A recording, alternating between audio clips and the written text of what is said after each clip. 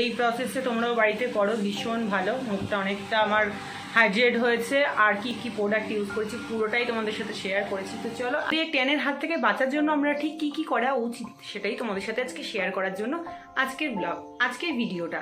তো চলো, ছোট্ট একটি ভিডিও নিয়ে এসেছি তোমাদের জন্য।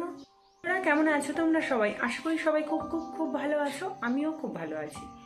তো আজকে আমি তোমাদের সাথে ট্যানিং একটা ভিডিও নিয়ে ভাবছি যে তোমাদের সাথে শেয়ার করি যে ডি ট্যানটা কীভাবে ইউজ করতে হয় আর ডি ট্যানটা কতদিন পর পর ইউজ করতে হয়, এই গরমের জন্য ডি ট্যান করলে কি রেজাল্ট হয়, সমস্ত ডিটেলসটাই তোমাদের সাথে শেয়ার করার জন্য ভাবলাম আজকে একটা ভিডিও শ্যুট করি, যেটা কিনা শুধুমাত্র এই রোদের কথা আর গরমের কথা মাথায় রেখে করা হোক।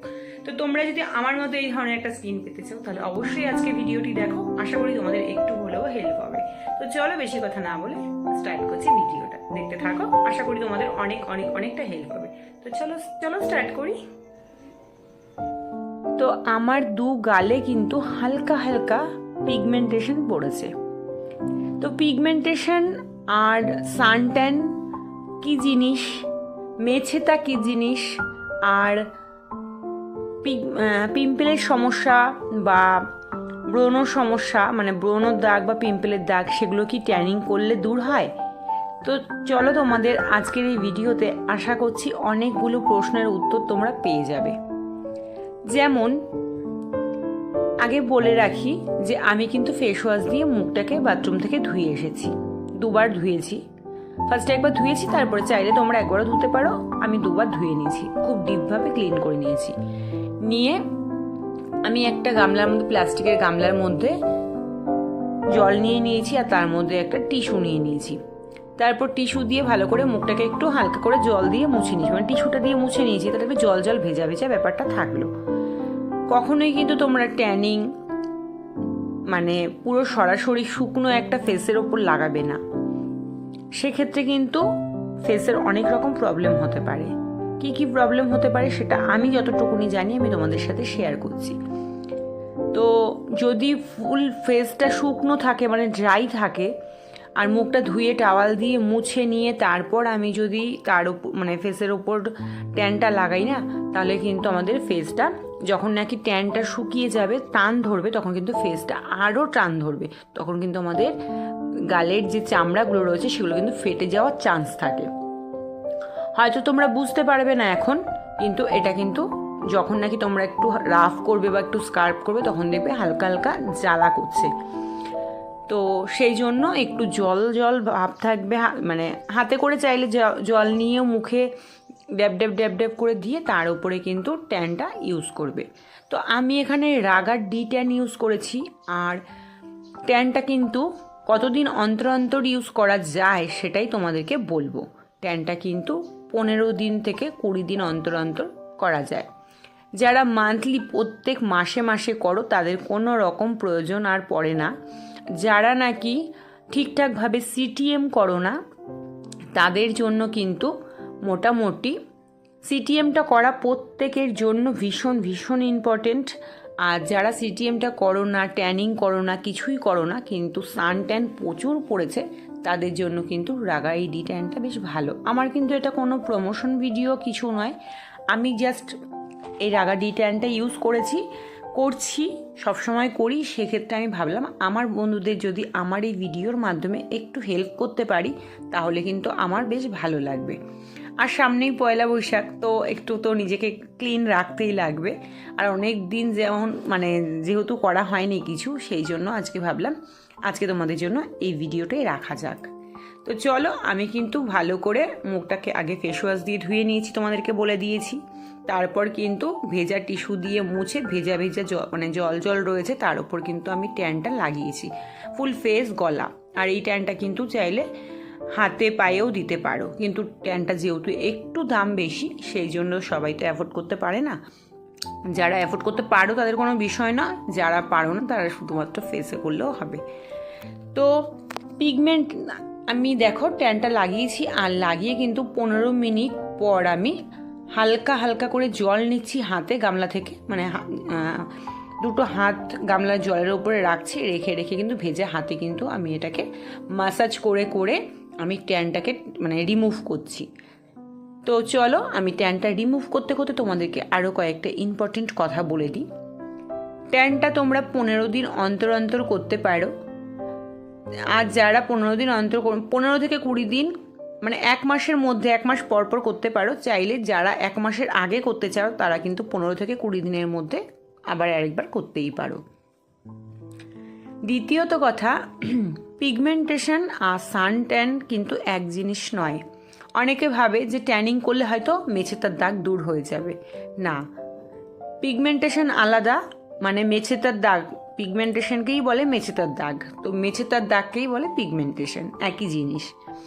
তো পিগমেন্টেশন কিন্তু কখনোই সানট্যান মানে ট্যানিং করলে যাবে না। হ্যাঁ, সেটা হয়তো সবসময় করতে করতে একটু যত্ন করতে করতে একটু ফেড হতে পারে, কিন্তু পিগমেন্টেশনের জন্য কিন্তু আলাদা এক্সট্রা কেয়ার করা উচিত।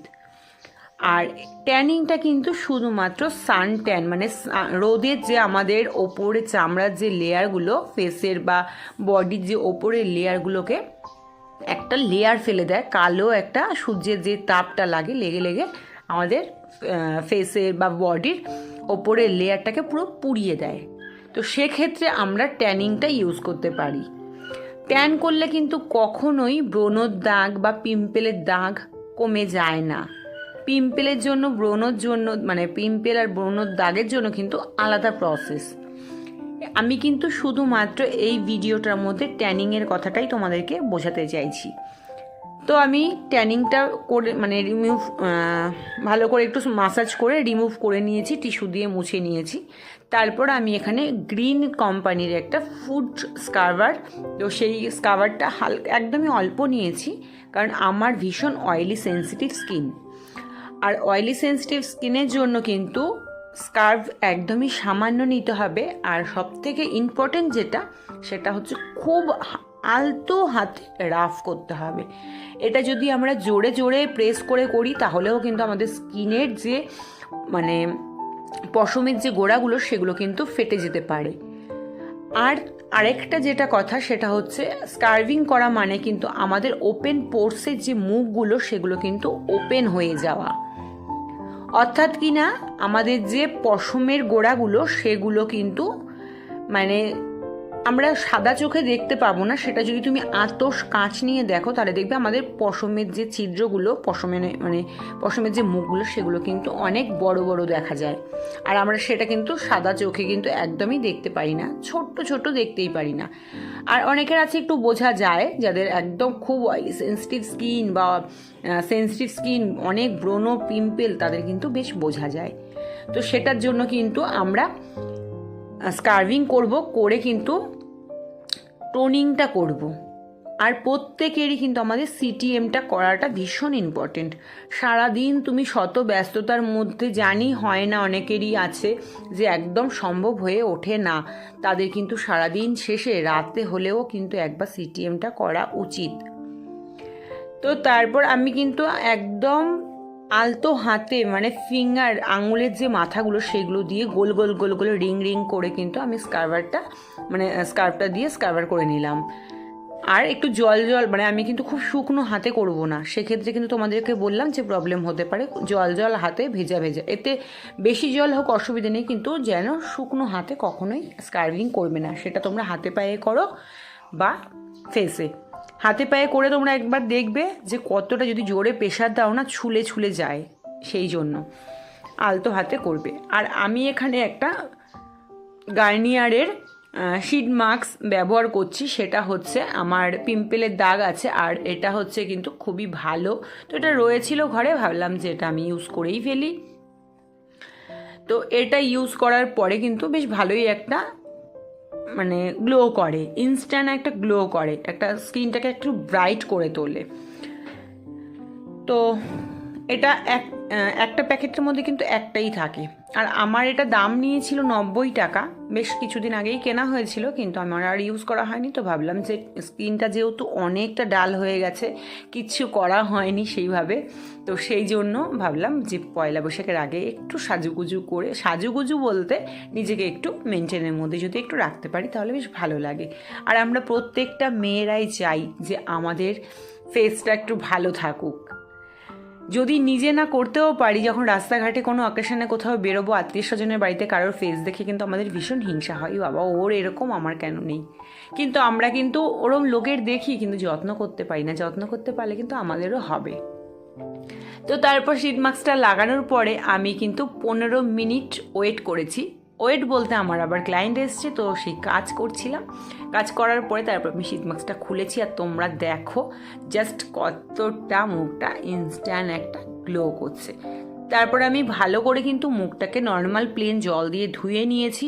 আর তারপর আমি এখানে লাভ আর্থের একটা রোজ ওয়াটার, সেটা কিন্তু আমি একটা টোনার হিসেবে, তোমরা চাইলে কিন্তু এটা কিন্তু একটা মিক্সড, এটা তোমরা টোনার হিসেবেও ব্যবহার করতে পারো। আমি কিন্তু টোনার হিসেবেই ব্যবহার করেছি। আর তারপর দেখো কতটা ফ্ললেস একটা স্কিন, তোমরা নিজেরাই দেখো। আমার কিন্তু এখানে কোনো ফিল্টারও নেই, কোনো রিং লাইটও নেই, কিচ্ছু নেই। জাস্ট তোমাদের জন্য আমি কিন্তু আজকের এই ভিডিওটা রেখেছি। যদি তোমাদের এইভাবে করে কি রেজাল্ট পেয়েছো সেটাও আমাকে জানিও। আশা করি তোমাদের হয়ে গেল আমার ট্যানিং করা। তো চাইলে তোমরাও এই প্রসেসে তোমরাও বাড়িতে করো, ভীষণ ভালো। মুখটা অনেকটা আমার হাইড্রেট হয়েছে। আর কি কি প্রোডাক্ট ইউজ করেছি পুরোটাই তোমাদের সাথে শেয়ার করেছি। তো চলো, আমি একটা ভিডিও করা, তো যদি ভালো লাগে তো অবশ্যই চ্যানেলকে সাবস্ক্রাইব করে পাশে থেকো। ভালো থেকো তোমরা সবাই, সুস্থ থেকো। দেখা হচ্ছে নেক্সট অন্য কোনো ব্লগে। তখন সবাই আমার বাড়িতে বসে বসে এরকম মুখটাকে সুন্দর করে নাও, আর পয়লা বৈশাখের জন্য রেডি করে নাও নিজেদের ফেস। তো চলো, টাটা সবাইকে।